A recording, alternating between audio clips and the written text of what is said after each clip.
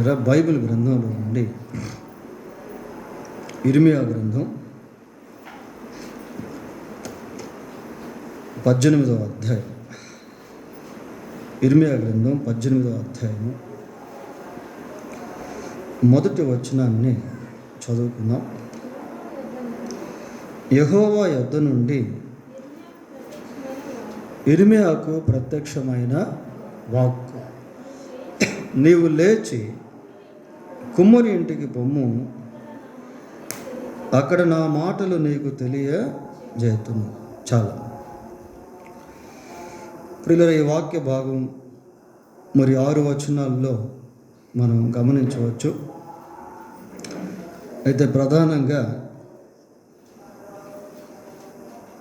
ఈ వాక్య ధ్యానంలో అనేకమైనటువంటి విషయాలు ఈ రాత్రి మనం ధ్యానం చేయబోతూ ఉన్నాం. యెహోవా యొద్ద నుండి ఇర్మియాకు ప్రత్యక్షమైన వాక్కు. మరి వాక్యము దేవుని యొద్ద నుండి ప్రత్యక్షంగా ఇర్మియా యొద్దకు వస్తూ ఉంది. ప్రియులారా,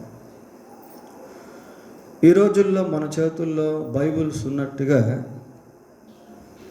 ఆ రోజుల్లో ప్రవక్తల దగ్గర కానీ యాజకుల దగ్గర కానీ సంపూర్ణ బైబిల్ అనేది లేదు.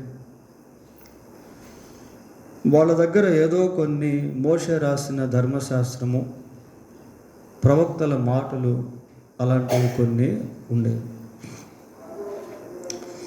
దేవుడు ప్రత్యక్షంగా తన వాక్కును ప్రవక్తల దగ్గరికి పంపించి ఆయన ఉద్దేశాలను తెలియజేసేవాడు.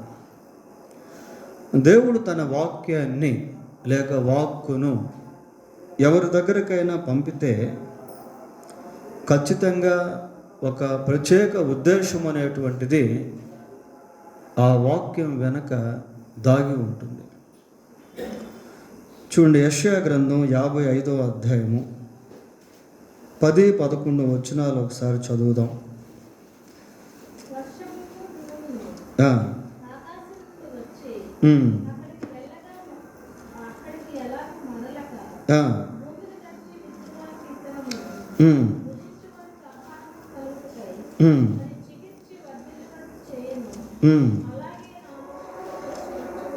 అలాగే నా వాక్యము నా నోట నుండి వచ్చు వచనమును ఉండును, నిష్ఫలముగా నా యొద్దకు మరలక అది నాకు అనుకూలమైన దానిని నెరవేర్చును, నేను పంపిన కార్యమును సఫలము చేయును. దేవుడు తన వాక్యమును గురించి ఇక్కడ మాట్లాడుతూ ఉన్నాడు. ఏమని చెప్తున్నాడు? నా నోట నుండి వచ్చు వచనము ఏందంట? ఉండును, నిష్ఫలముగా నా యొద్దకు మరలక అది నాకు అనుకూలమైన దానిని నెరవేర్చును. నిష్ఫలముగా నా యొద్దకు మరలా రాదు, అది నాకు అనుకూలమైన వచనాన్ని నిష్ఫలముగా నా యొద్దకు రాక నాకు అనుకూలమైన దాన్ని నెరవేర్చును, నేను పంపిన కార్యమును సఫలము చేయును. నేను పంపిన కార్యము, నా వచనము సఫలపరుస్తుంది, నా మాటలు సఫలపరుస్తాయి, అవి మళ్ళీ వెనక్కి రావు, నిష్ఫలము కావు అనే విధంగా దేవుడు మాట్లాడుతాం. So God has a specific plan in sending his word. దేవుడు తన మాటను పంపుటలో ఒక ప్రత్యేకమైనటువంటి ఉద్దేశాన్ని కలిగి ఉన్నాడు. నిర్గమాకాండము 15వ అధ్యాయము 26వ వచనాన్ని కూడా చదువుదాం. 15:26. దేవుడైన యెహోవా వాక్కును శ్రద్ధగా వినమంటున్నాడు. ప్రియులారా, చూడండి, ఆ రోజు ప్రవక్తల దగ్గరికి వచ్చినటువంటి వాక్కు ఈరోజు మన దగ్గర కూడా వస్తా. ఎలా వినాలట? శ్రద్ధగా వినాలట. దేవుడు మనతో మాట్లాడుతూ ఉన్నప్పుడు మనం శ్రద్ధగా వాక్యాన్ని వినేటువంటి వారంగా ఉండాలి. ఈరోజు దేవుడు నాతో ఏం మాట్లాడబోతున్నాడో అని ఆలకించి ఎదురు చూస్తూ ఆసక్తితో శ్రద్ధతో దేవుని వాక్యాన్ని వినాలి.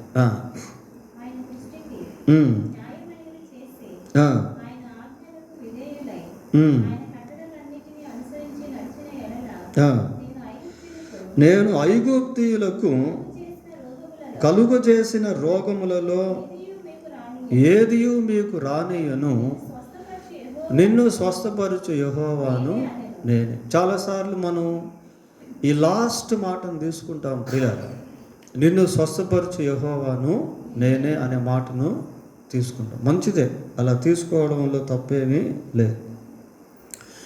అయితే ఇక్కడ దేవుడు ఏమంటున్నాడు అంటే, నా వాక్కును శ్రద్ధగా విని అంటున్నాడు.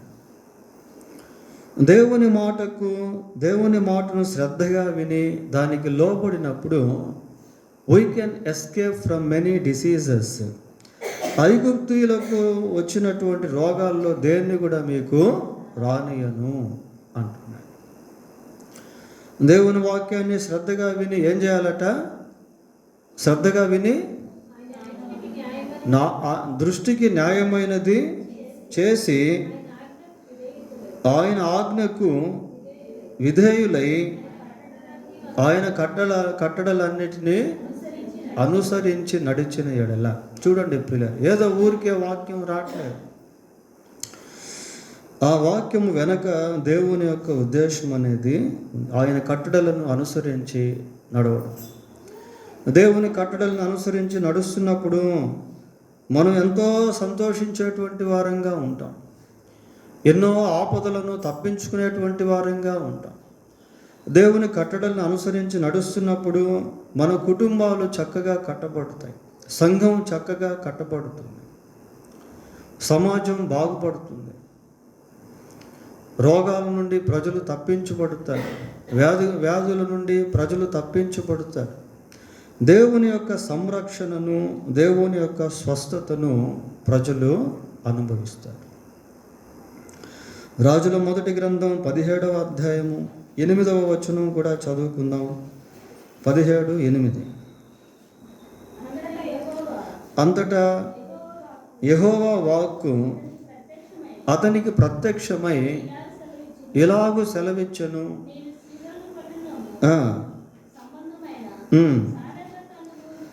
సారేపతు అను ఊరికి పోయి అచ్చట ఉండు.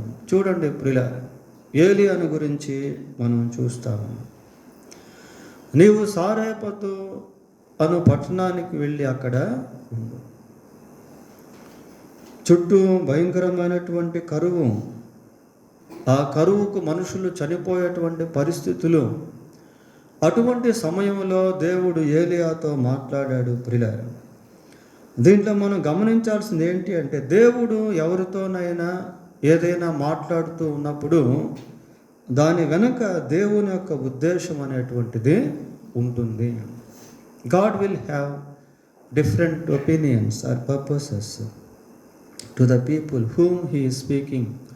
ప్రియులారా, దేవుడు ఎవరితో అయితే మాట్లాడుతున్నాడో వారి పట్ల వివిధ రకాల ఉద్దేశాలను ఆయన కలిగి ఉంటాడు.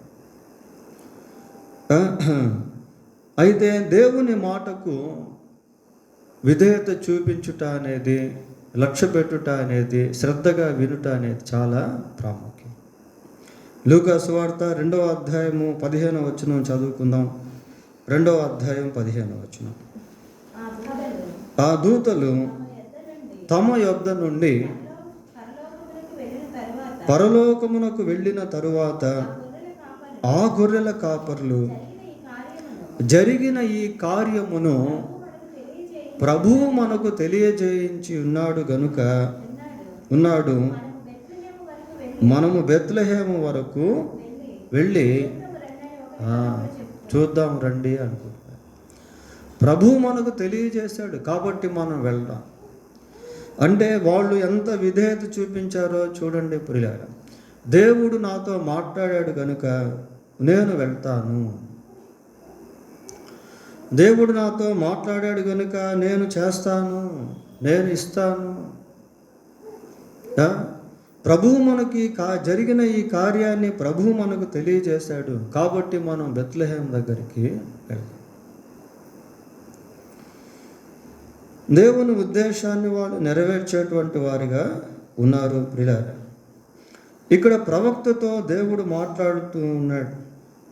యెహోవా యొద్ద నుండి ఇర్మీయాకు ప్రత్యక్షమైన వాక్కు. ఏమని మాట్లాడుతున్నాడు? నీవు లేచి కుమ్మరి ఇంటికి పొమ్ము, అక్కడ నా మాటలు నీకు తెలియజేతును. నీవు లేచి కుమ్మరి ఇంటికి వెళ్ళు, అక్కడ నా మాటలు నీకు తెలియజేస్తాను. ప్రియులారా, ఈ పోర్షన్ ఎట్లాగుంటుంది అని అంటే చూడండి. ఇప్పుడు ఈ ఒక్క వచనంలో నీవు లేచి కుమ్మరి ఇంటికి పొమ్ము, అక్కడ నా మాటలు నీకు తెలియజేస్తు. ఒక గ్యాప్ అనేది కనపడతా ఉంది ప్రియులారా. ఇర్మీయా లేచి కుమ్మరి ఇంటికి వెళ్ళాలి. వెళ్తేనే అక్కడ దేవుని యొక్క మాటలు చెప్పబడతాయి. ఎక్కడికి వెళ్ళమంటున్నాడు? కుమ్మరింటికి వెళ్ళమంటున్నాడు. ఏమి కుమ్మరింటికి వెళ్ళకపోయినా దేవుడు తన మాట మాట్లాడవచ్చు కదా. ప్రాక్టికల్ లెసన్స్ ప్రియులారా. దేవుని యొక్క పద్ధతిలో థియరీ, ప్రాక్టికల్ రెండు కూడా కొన్ని సందర్భాల్లో ఉంటాయి. ఇప్పుడు ఇర్మీయాకు కుమ్మరి ఇంటికి వెళ్తేనే తప్ప ప్రభువు మాట్లాడు. ప్రయోగాత్మకంగా వెళ్ళాలి ప్రియులారా. ఆదికాండం 15వ అధ్యాయము 4-5 వచనాలు చదువుదాం. యెహోవా వాక్యము అతని యొద్దకు వచ్చి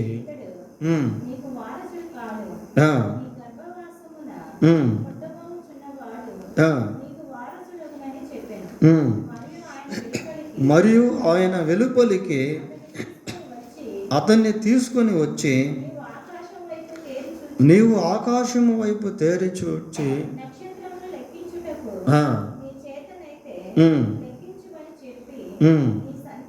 నీ సంతానము అలాగున. ఏమి ఇంట్లోనే అబ్రహాంతో, అయ్యా ఇదిగో నీ సంతానం ఆకాశపు నక్షత్రాల వలె అవుతారు అని చెప్పొచ్చు కదా. చెప్పట్లేదు. దేవుడు బయటకు తీసుకొస్తున్నాడు. అబ్రహామును వెలుపలికి తీసుకుని వచ్చి ఆకాశం వైపు చూపించి, ఆకాశంలో ఉన్న నక్షత్రాలను నువ్వు లెక్కించగలిగితే లెక్కించు, నీకు చేతనైతే లెక్కించు, నీ సంతానము అంతగా విస్తరించు. So practical lesson is there. ఒక క్రియాపూర్వకమైనటువంటి పాఠాన్ని దేవుడు తన ప్రజలకు నేర్పిస్తాడు ప్రియులారా. ఇక్కడ అబ్రహాముతో అంటున్నాడు, నీవు ఆకాశం వైపు కన్నులెత్తి చూడు, నీ సంతానం నక్షత్రాల వలె. ఇర్మీయాతో మాట్లాడుతూ నీవు లేచి కుమ్మరి ఇంటికి వెళ్ళు అన్నాడు. నీవు లేచి కుమ్మరి ఇంటికి వెళ్ళు అంటే ఇప్పుడు ఇర్మీయా ఎక్కడున్నాడు అంటే ఈ రెండింటి మధ్యలో ఉన్నాడు ప్రియులారా. నీవు లేచి కుమ్మరి ఇంటికి పొమ్ము, అక్కడ నా మాటలు నీకు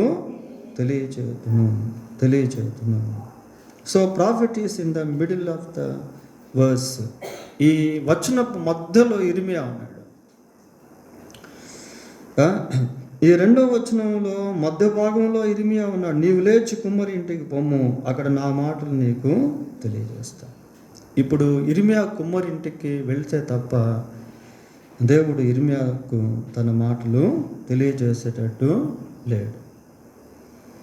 ఇప్పుడు దేవుని మాటలు ఇర్మీయాకు తెలియజేయాలంటే ఇర్మీయా తప్పనిసరిగా కుమ్మరి ఇంటికి వెళ్ళాలి.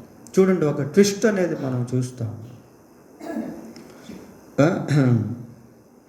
కొన్నిసార్లు దేవుడు కొన్నింటిని అవి జరిగేంత వరకు చేయనటువంటి వాడుగా కూడా కనిపిస్తాడు.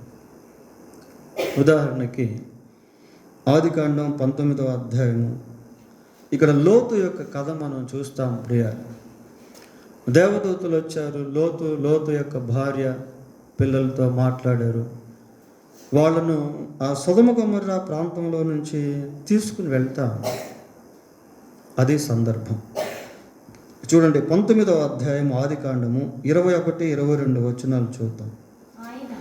ఆయన ఇదిగో నీవు చెప్పిన ఈ ఊరు నాశనము చేయను, ఈ విషయములో నీ మనవి అంగీకరించి తిని నీవు త్వరపడి అక్కడికి తప్పించుకొని పొమ్ము. నీవు త్వరపడి అక్కడికి తప్పించుకొని పొమ్ము. నీవు అక్కడ చేరు వరకు నేను ఏమీ చేయలేను. నీవు వెళ్తే తప్ప నేను ఇంకేమి చేయలేను.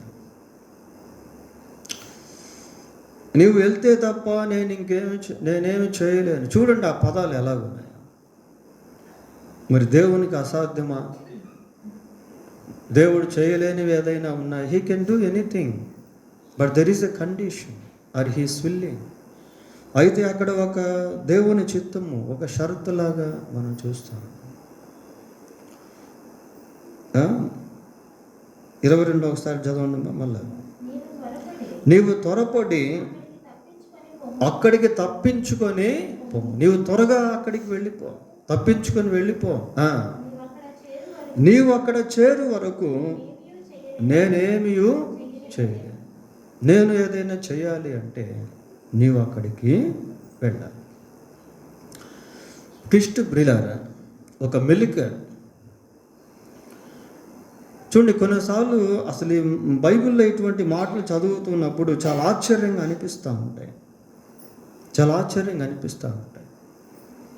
ప్రవక్తలు ఎలాగుండేవాళ్ళు అంటే, దేవుడు సైలెంట్గా ఉన్నప్పుడు వాళ్ళు కూడా సైలెంట్గా ఉండేవాళ్ళు. ఎందుకు వాళ్ళు సైలెంట్గా ఉండేవాళ్ళు అంటే, దేవుడు మాట్లాడాలి అని. మనం మాట్లాడితే దేవుడు సైలెంట్గా ఉంటాడు, మనం సైలెంట్గా ఉంటే దేవుడు మాట్లాడతాడు. యెహెజ్కేలు గ్రంథం 37వ అధ్యాయము, యెహెజ్కేలు గ్రంథం 37వ అధ్యాయం 3వ వచనం ఒకసారి చూడండి. ఆయన నరపుత్రుడా, ఎండిపోయిన ఈ ఎముకలు బ్రతకగలవా అని ప్రవక్తను దేవుడు అడుగుతున్నాడు. యెహెజ్కేలు ప్రవక్తతో దేవుడు మాట్లాడుతున్నాడు. ప్రియులారా, నరపుత్రుడా, ఎండిపోయిన ఈ ఎముకలు బ్రతకగలవా అని అడుగుతున్నాడు. ప్రవక్త ఏమన్నాడు? ప్రభువా యెహోవా, అది నీకే తెలియదు, నాకు తెలియదు, నీకే తెలుసు. చూడండి ప్రియులారా, ప్రవక్తల యొక్క మనస్సు అలాగుండేది. నీకే తెలియను అంటున్నాడు. నీకే తెలియదు, నాకు తెలుసు అంటే అక్కడ దేవుడు మాట్లాడేవాడు కాదేమో.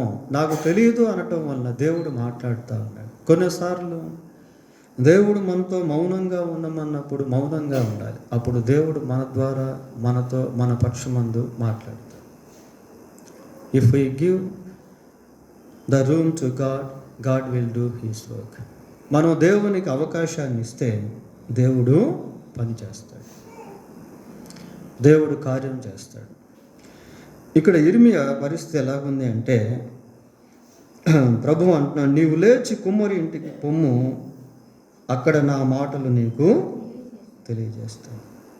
కనుక ఇర్మియాకి దేవుని మాటలు తెలియాలి అంటే ఖచ్చితంగా కుమ్మరి ఇంటికి వెళ్ళాలి. 3వ వచనం, నేను కుమ్మరి ఇంటికి వెళ్ళగా, నేను కుమ్మరి ఇంటికి వెళ్ళగా. మరి తానున్న ప్రాంతం నుంచి ఇర్మియా కుమ్మరింటికి వెళ్తా ఉన్నాడు. ప్రియులారా, మనం జస్ట్ ఒకసారి ఇమాజినేషన్. ఇర్మియా కుమ్మరింటికి వెళ్తున్నప్పుడు సపోజ్ ఎవరైనా ఇర్మియాతో మాట్లాడుతూ, ఇర్మియా ఎక్కడికి వెళ్తున్నావు అంటే, ఇర్మియా ఏమంటాడు? కుమ్మరింటికి వెళ్తున్నాను అంటాడు. ఎందుకు ఇర్మియా కుమ్మరింటికి వెళ్తున్నావు, కుండ కొనేదానికి వెళ్తున్నావా అంటే ఇర్మియా ఏమంటాడు? లేదు అంటాడు.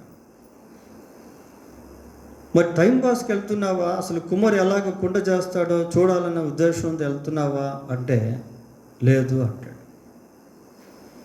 మరి ఎందుకు వెళ్తున్నావు కుమ్మరి ఇంటికి అని అడిగితే ఇర్మియా దగ్గర ఒకే ఒక్క జవాబు ఉంది ప్రియులారా. ఏంటది?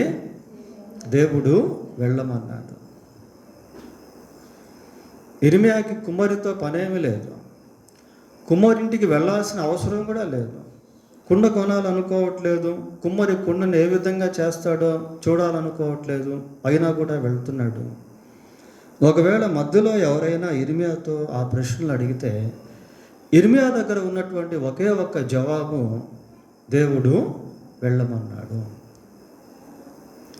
అంటే ప్రవక్తలు ఎంతగా దేవుని మాటకు విధేయత చూపించారో, దేవుని చిత్తానికి తమ్మును తాము సమర్పించుకున్నారో, అప్పగించుకున్నారో, దేవునిపై సంపూర్తిగా ఎలా ఆధారపడ్డారో అనేది ఈ సందర్భాలు మనకు నేర్పిస్తాయి ప్రియులారా. అబ్రహాముతో కూడా దేవుడు మాట్లాడితే తాను ఎరగనటువంటి ప్రాంతానికి అబ్రహాము ప్రయాణం చేశాడు. ఆ మాట ఆదికాండంలో మనకు కనబడదు, కానీ హెబ్రీ పత్రికలో మనం చూస్తాం. ఇక్కడ లేచి ఇర్మియా కుమ్మరింటికి వెళ్తున్నాడు. సరే, కుమ్మరింటికి వెళ్ళిన తర్వాత ఒకవేళ కుమ్మరి ఇర్మియాతో ఇర్మియా ఎందుకు వచ్చావు అని అడిగితే ఇర్మియా దగ్గర ఏముంది జవాబు? దేవుడు వెళ్ళమన్నాడు కాబట్టి వచ్చాడు. ఇర్మియాకు తన పని అంటూ ఏమీ లేదు ప్రియులారా, దేవుని పని మీద ఉన్నాడు. He is on God's work.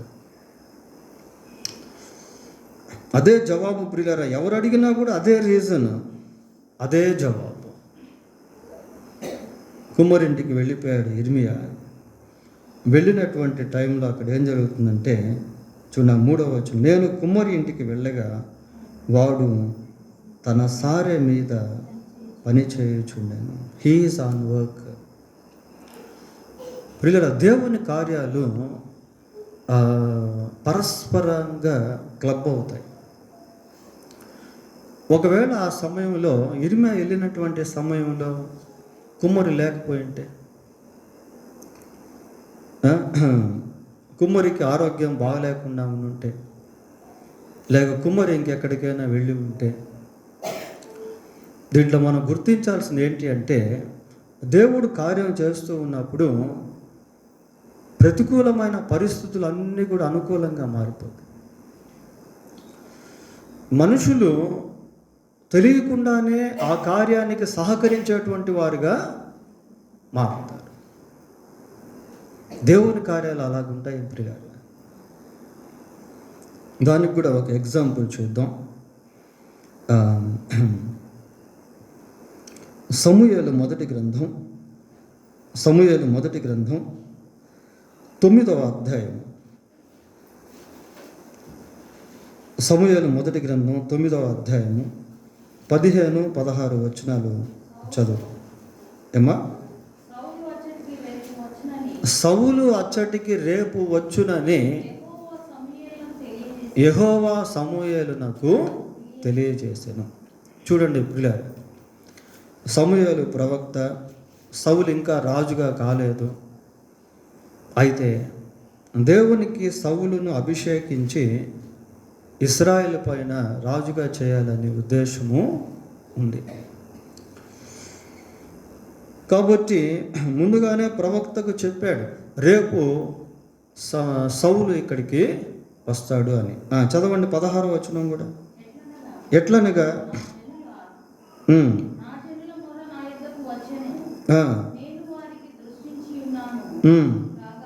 కాగా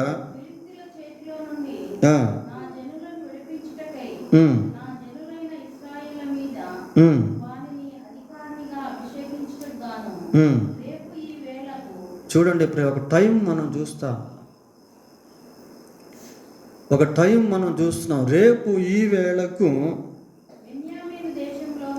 బెన్యామీను దేశంలో నుండి ఒక మనుష్యుని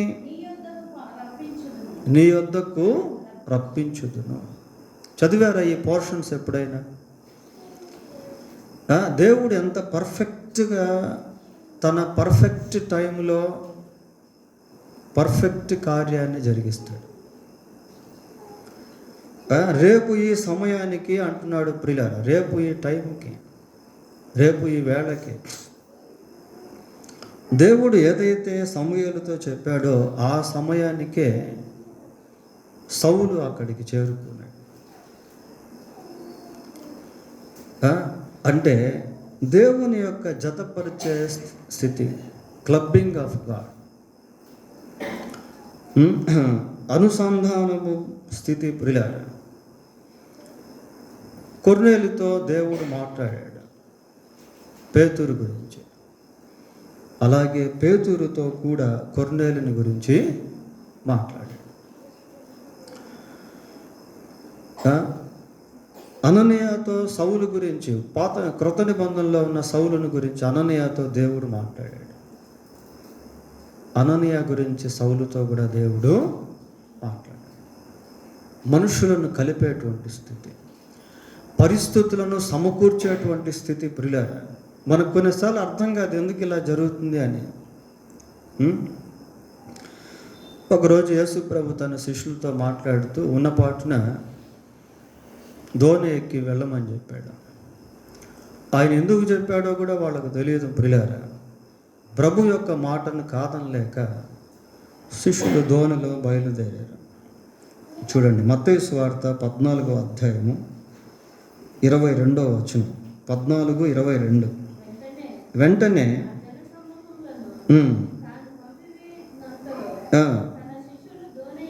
తన శిష్యులు దోణి ఎక్కి తనకంటే ముందుగా అద్దరికి వెళ్ళవలెనని ఆయన వారిని బలవంతము చేశారు.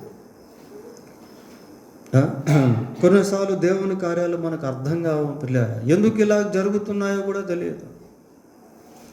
దేవుడు తనను ప్రేమించే వారికి మేలు కలుగుటకై సమస్తమును సమకూర్చి జరిగిస్తూ ఉంటాడు. ఆ బ్యాక్గ్రౌండ్స్ మనకు తెలియదు ఎందుకు ఇలాగా అనేది, కానీ జరుగుతూ ఉంటాయి. వెళ్ళమని చెప్పాడు, వెళ్ళారు. ఆ తర్వాత అంతా కింద మనం చదువుకుంటూ వెళ్తే యేసుక్రీస్తు ప్రభువు 4వ జామున నీటిపైన నడుచుకుంటూ శిష్యుల యొద్దకు వచ్చాడు. ఇంకా తర్వాత పేతురు మాట్లాడడం, పేతురుతో ప్రభు మాట్లాడడం, పేతురు దోణి దిగి నడవడం, ఇవన్నీ మనం చూస్తాం. అయితే దీని ముగింపులో ఒక రిజల్ట్ అనేది మనకు కనబడుతుంది ప్రియులారా. ఏంటి ఆ రిజల్ట్ అంటే 33వ వచనం చదవండి.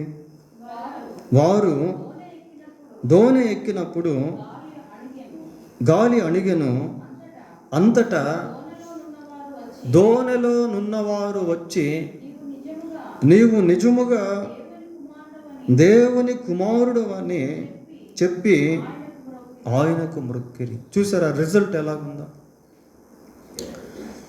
యేసు ప్రభు ఎప్పుడైతే సముద్రం పైన నడిచాడో, ఇట్ ఈజ్ ఇంపాసిబుల్ యాక్ట్ కదా, అది అసాధ్యమైనటువంటి. మానవ చరిత్రలో ఎవరు కూడా సముద్రం పై నడిచినటువంటి వారు లేరు. ఎవరు నడుస్తారండి సముద్రం పైన? బావిలో దూకితే మనిషి మునిగిపోతాడు, సముద్రంలో దూకితే మనిషి చనిపోతాడు. కానీ యేసుక్రీస్తు ప్రభు నీటిపైన నడుచుకుంటూ రావడం వాళ్ళు చూశారు. ఆయన దోణి ఎక్కగానే గాలి అణిగిపోయింది. వీటన్నిటిని బట్టి వాళ్ళకి ఏమర్థమైంది అంటే, వారి ఎదుట ఉన్నటువంటి యేసుక్రీస్తు ప్రభు దేవుని కుమారుడు. అల్టిమేట్ రిజల్ట్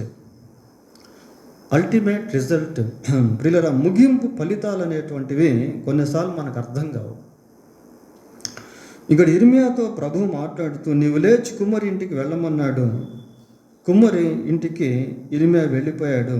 కరెక్ట్గా ఆ టైంలో కుమ్మరి సారె పైన పని చేస్తూ ఉన్నాడు. చదవండి. జిగట మంటితో చేయుచున్న కుండ తన చేతిలో విడిపోగా ఆ జిగట మన్ను మరలా తీసుకొని కుమ్మరి తనకు యుక్తమైనట్టుగా దానితో మరి ఒక కుండ చేశాను. ప్రియులారా, ఇవన్నీ కూడా ఇర్మియా గమనిస్తూ ఉన్నాడు. ఏమని చదువుతున్నాము? కుమ్మరి జిగట మంటితో చేయుచున్న కుండ వాని చేతిలో విడిపోగా జిగట మన్ను ఎక్కడుంది అంటే కుమ్మరి చేతిలో ఉంది. కుమ్మరి జిగట మన్నుతో పాత్రలను చేయగల ఎక్స్పర్ట్, అందుకే కుమ్మరిగా పిలువబడుతున్నాడు ప్రియులారా. అయితే కుమ్మరి చేతిలో ఉన్నటువంటి జిగట మన్ను విడిపోతూ ఉంది. జిగట మన్నుకి ఎక్కువ శక్తి ఉంటుందా? దాన్ని పట్టుకున్న కుమ్మరికి ఎక్కువ శక్తి ఉంటుందా? చెప్పండి. కుమ్మరికే కదా, కుమ్మరికే ఎక్కువ శక్తి ఉంటుంది ప్రియులారా. అయితే కుమ్మరి చేతిలో ఉన్నటువంటి జిగట మన్ను కుమ్మరి చేతిలోనే ఇమిడిపోవట్లేదు, విడిపోతూ ఉంది. జిగట మన్ను కుమ్మరి చేతిలో ఉన్నప్పటికీ అది విడిపోవటం అనేది ఆశ్చర్యం. అంటే కుమ్మరి ఆ జిగట మన్నును సంపూర్తిగా తన స్వాధీనంలో పెట్టేసుకున్నాడు, తన చేతిలో పెట్టేసుకున్నాడు. మరి చేతిలో ఉన్నటువంటి మన్ను విడిపోతుంది అంటే అది ఎంత ఆశ్చర్యమో ఒకసారి చూడండి. దీని డిస్క్రిప్షన్లోకి మనం వెళ్తే, వివరణలోనికి వెళ్తే, ఆ జిగట మన్ను ఎవరో కాదు ఇశ్రాయేలు ప్రజలు, ఆ కుమ్మరి ఎవరో కాదు దేవుడే. సరే, దాన్ని తర్వాత వద్దాం. ఇక్కడ మనం చూసినప్పుడు కుమ్మరి చేతిలో జిగట మన్ను ఇమట్టం లేదు ప్రియులారా, ఉండటం లేదు. కొన్నిసార్లు మన జీవితాల్లో కూడా మనం దేవుని సన్నిధిని కలిగి ఉన్నప్పటికీ, దేవుడు మనతో మాట్లాడుతూ ఉన్నప్పటికీ, దేవుడెవరో మనకు తెలిసి ఉన్నప్పటికీ, దేవుని చేతిలో నుండి మనం బయటకు వచ్చేసేటువంటి వారిగా ఉంటాం. దేవుని చేతిలో ఇమ్మడనటువంటి వారంగా ఉంటాం. మనలో ఒక విధమైనటువంటి నేను, నాది, నాకు, నావి అనేవి పనిచేస్తూ ఉంటాయి ప్రియులారా. ఆదికాండం 4వ అధ్యాయము 7వ వచనం ఒకసారి చదువుదాం. సత్క్రియ చేసిన ఎడల తలనెత్తుకొనవ. ఇక్కడ ఒక్కసారి మనం ఆగుదాం ప్రియులారా. దేవుడు కయీనుతో ఈ ప్రశ్న వేస్తున్నాడు, నీవు సత్క్రియ చేసిన ఎడల తల నెత్తుకొనవా. అంటే దీంట్లో దేవుని ఉద్దేశం ఏంటి? దేవుని ఉద్దేశం ఏంటి? కయీను సత్క్రియ చేయాలి అని, కయీను కూడా తల ఎత్తుకొని తిరగాలి అనేదే దేవుని యొక్క ఉద్దేశం. మంచి ఉద్దేశం ప్రియులారా. కానీ కయీను లోపడ్డా? కయీను సత్క్రియ చేశాడా? కయీను తలెత్తుకుని తిరిగే జీవితాన్ని జీవించాడా? He failed. దేవుడు మాట్లాడుతూ ఉన్నప్పటికీ కయీను విఫలమైపోయాడు, ఓడిపోయాడు. కయీనులో అహం పనిచేసింది, కయీనులో దుష్టత్వం పనిచేసింది, కయీనులో అసూయ పనిచేసింది, కయీనులో కోపం పనిచేసింది, ద్వేషం పనిచేసింది ప్రియులారా. దేవుడు పనిచేసే విధంగా కయీను అవకాశం ఇవ్వలేకపోయాడు. దేవుడు పనిచేస్తుంటే హేబేలు చనిపోయేవాడు కాదు. దేవుడు పనిచేసేటువంటి అవకాశాన్ని కయీను తన జీవితంలో దేవునికి ఇచ్చుంటే కయీను కూడా హేబేలుగా మారుండేవాడు ప్రియులారా. ఎందుకు కొన్నిసార్లు విశ్వాసులుగా పిలువబడుతున్నటువంటి వారు అవిశ్వాసులుగా మారుతారో తెలుసా? వాళ్ళు దేవునికి లోపడరు, దేవునికి వారి జీవితాల్లో స్థానం ఇవ్వరు, దేవుడు వారి జీవితాల్లో పనిచేసేటువంటి అవకాశాలు ఇవ్వరు. వాక్యం ఏమని సెలవిస్తుంది? అపవాదికి చోటు ఇయ్యకుడి అంటే అపవాదికి చోటు ఇస్తాడు ప్రియులారా. అపవాదికే చోటు ఇస్తారు, దేవునికి చోటు ఇవ్వరు. కయీను దేవునికి చోటు ఇవ్వలేకపోయాడు, దేవుని చేతిలో ఇమ్మలేకపోయాడు, దేశదిమ్మరిగా మారాడు, నరహంతకుడిగా మారాడు, శాపగ్రస్తుడిగా మారాడు. ఎంత భయంకరమైనటువంటి స్థితిలో చూడండి. అంటే దేవుని సన్నిధిలో నుండి వెళ్ళిపోయాడు. దేవుని మాటలో నుండి దాటిపోయాడు. సత్క్రియ చేసి తలెత్తుకోవాల్సినటువంటి వ్యక్తి దుష్క్రియలు చేసి తల దించుకునేటువంటి వ్యక్తిలాగా మారిపోయాడు.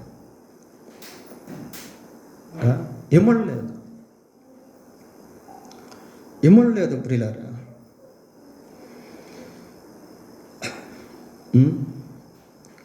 అయితే ఈ జిగటమన్ను కుమ్మరి చేతిలో విడిపోతూ ఉంటే కుమ్మరి మళ్ళీ అదే జిగటమన్నుతో కుండను తయారు చేశాడు. యోన దేవుని సన్నిధిలో నుంచి వెళ్ళిపోతున్నాడు ప్రియులారా.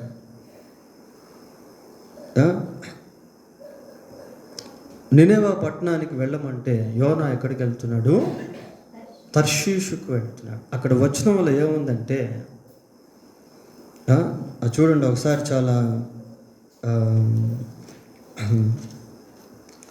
ఆశ్చర్యం అనిపిస్తే ఆ మాట మనం చూస్తే, యోనా దేవుని సన్నిధిలో నుండి పారిపోయి. చూడండి యోనా గ్రంథం 1వ అధ్యాయం.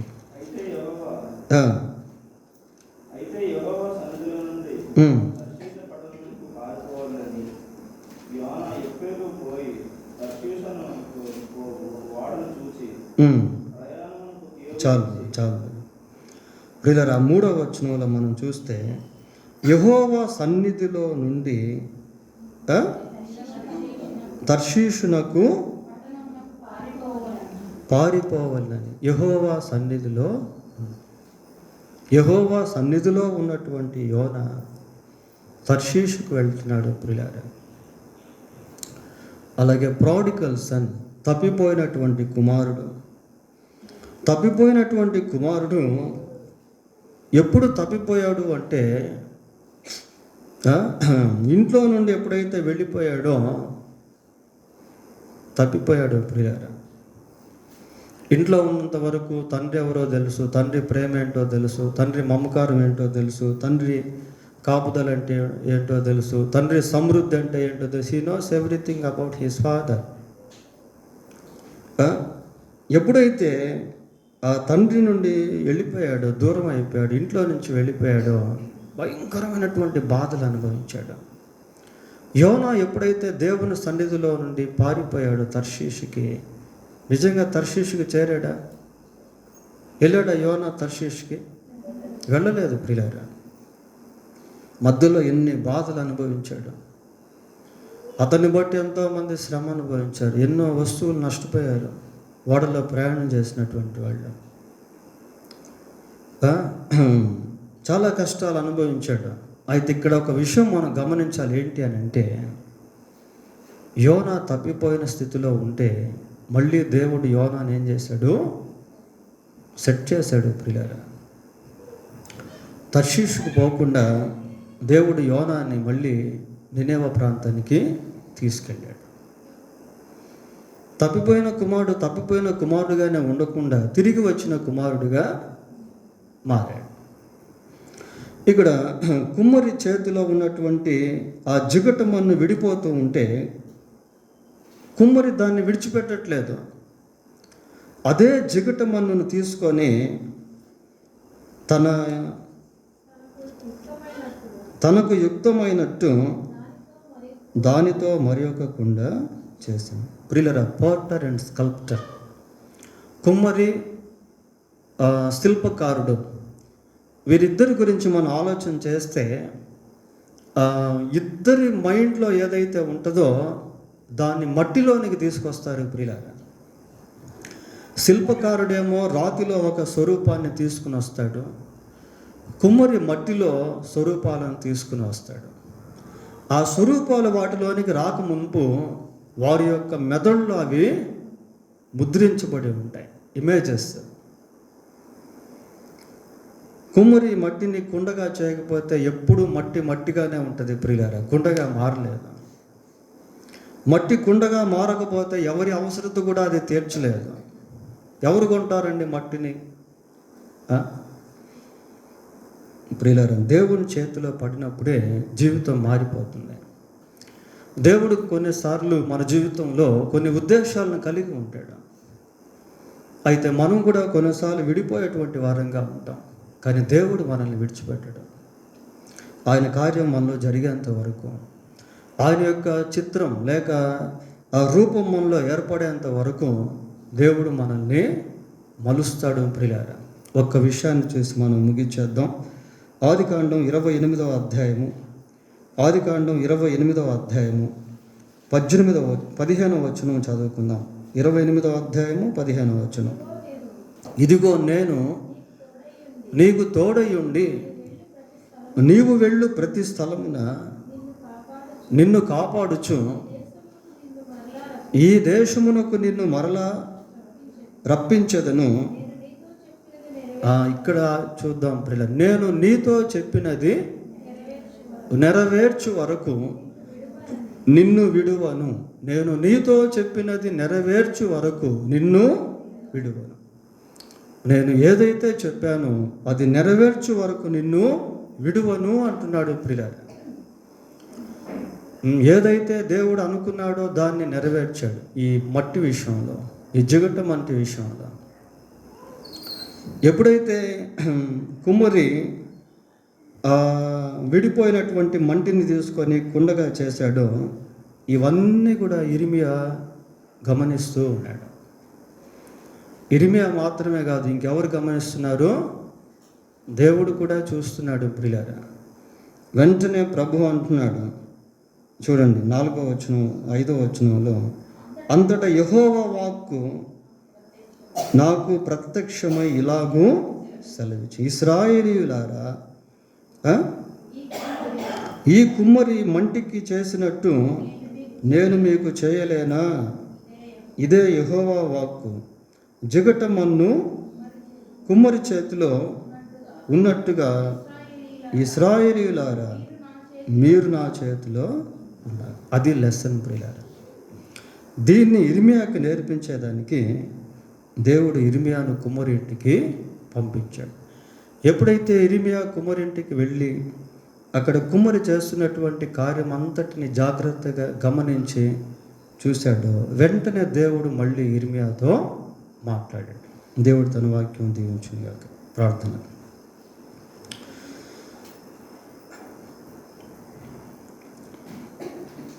ప్రేమ కలిగిన మా తండ్రి, పరిశుద్ధుడైన మా దేవా, మీకు వందనాలు స్తోత్రాలు చెల్లిస్తూ ఉన్నాం. మీ వాక్కు లేక మీ వాక్యము మా యొద్దకు వస్తూ ఉన్నప్పుడు ఆ వాక్యము వెనుక మీకు ఉన్నటువంటి ఉద్దేశం మా జీవితంలో నెరవేర్చు నిమిత్తమై మేము శ్రద్ధగా విని మీ మాటకు లోబడే వారముగా ఉండుటకు సహాయం చేయండి. మీ మాటకు లోబడితే కరువు నుండి తప్పించబడతాం, అనారోగ్యం నుండి తప్పించబడతాం. మీ మాటకు లోబడితే మా జీవితంలో అనేక మేలులను మేము అనుభవిస్తాం.